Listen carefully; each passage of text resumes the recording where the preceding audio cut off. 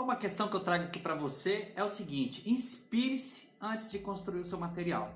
Antes de pensar ali na proposta do seu curso online, inspire-se nos diversas fontes confiáveis de informação que vão te dar uma base mínima sobre como estruturar o seu conteúdo. Então, quando eu falo de inspiração, eu peço para que você busque conteúdos no Periódicos da CAPES, que é um repositório que reúne as revistas mais importantes ali do mundo. O Google Acadêmico também, que é um espaço que tem muitos conteúdos interessantes para que você veja quais são os temas que estão em voga e que tem relação com o conteúdo que você deseja ofertar. Pesquise outros sites, sites concorrentes, escolas do governo. Pesquise, pesquise, pesquise, para que você projete um conteúdo que seja atrativo ali para o seu cursista, tá certo? Tem uma ferramenta que é super interessante, que aqui é o Google Trends. Google Trends, que refere-se a uma plataforma do Google em que você consegue perceber, buscar temas específicos e como estão sendo pesquisados aquele tema, quais são as tendências, em que momento ele foi pesquisado mais ou menos, de que estado, de que região as pessoas estão pesquisando sobre um determinado conteúdo específico. Então, vale a pena você acessar, buscar informação no Trends, para que de fato você tenha elementos que subsidiem o seu planejamento. Então, por exemplo, eu coloquei aqui uma tela do Trends, trends.google.com.br, e fiz uma pesquisa ali sobre pelo menos 2 termos. Que termos foram esses? O termo professor online e também o termo tutor online. Então, eu coloquei 2, mas eu poderia colocar 3. O espaço aqui ele permite a inclusão de outros termos. E ele mostrou aqui no primeiro momento um score referente ali, um gráfico sobre as pesquisas que foram feitas nesses últimos 5 anos em relação a esse conteúdo. Então perceba o seguinte, minimamente, tá? Você precisa buscar outras informações, testar a plataforma porque ela é gratuita e ir fazendo uma combinação de buscas assim como você faz no Google. Mas, rapidamente falando, se você observar esse gráfico, ele mostra aqui para nós que o termo professor online, ele vem sofrendo constantes buscas em detrimento do tutor online. O tutor online ficou mais aqui embaixo, enquanto o professor online apresentou ali informações específicas. Tá? Eu coloquei um extrato básico, mínimo, mas faça comparações. Coloque termos específicos e veja o que a internet está colocando para você, qual o comportamento da internet em relação àquele termo específico, ok? Faça essa busca porque ela é reveladora, ela te ajuda a solidificar e te dá outros elementos acerca do que você pretende propor. Outra questão interessante é selecione o público-alvo do seu curso. Quem são as pessoas que poderão ter interesse nesse conteúdo? Quem são as personas? Quem é o público-alvo que poderia se interessar nesse conteúdo específico? Então, por exemplo, esse curso online que eu preparei para você, a persona, o público-alvo, são professores, pessoas que eventualmente têm algum conhecimento, acadêmicos, mestres e doutores, e que desejam ofertar isso para as pessoas por meio da educação online. Você pode traçar o perfil da sua persona, compreendendo minimamente quais são os seus gostos, os seus interesses.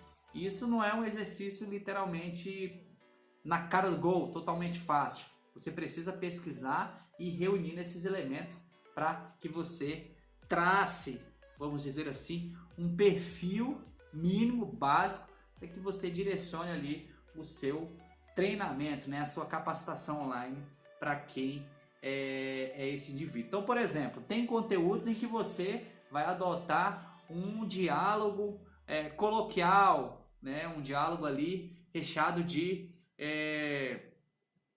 conteúdos, informações que referem-se a um público que tem uma idade específica. Às vezes você fala para um público mais jovem, então você pode adotar um linguajar muito mais descolado. Enfim, são alguns elementos que você poderá agregar e poderá perceber no momento que você está projetando ali o seu curso à distância.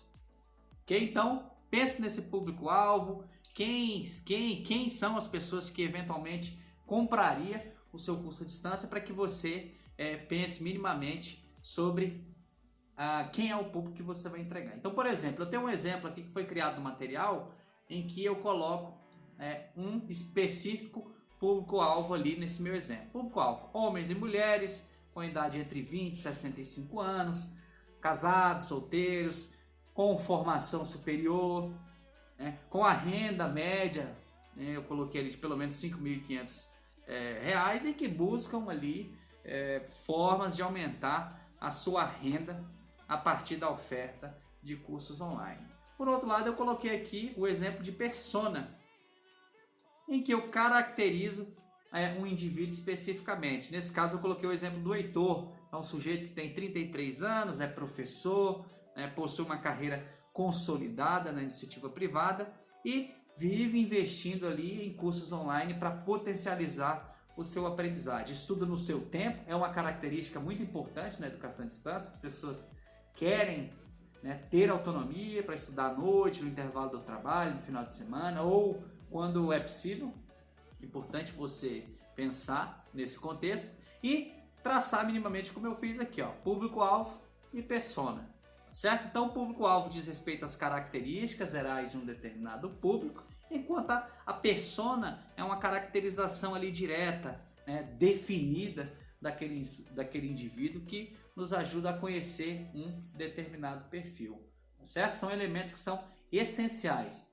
Inspire-se para construir o seu curso online e tente identificar quem é essa persona, quem são os indivíduos que vão comprar esse curso online específico.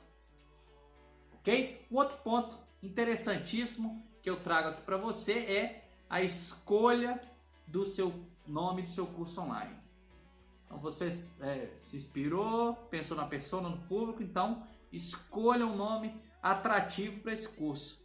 Tente estabelecer um nome que venda, que seja específico, que seja inédito. Isso é um desafio para todos nós, porque o que eu percebo é que existem muitos cursos com os mesmos nomes disponíveis na internet. Então tente agregar um diferencial ali nesse seu nome específico. Como fazer isso?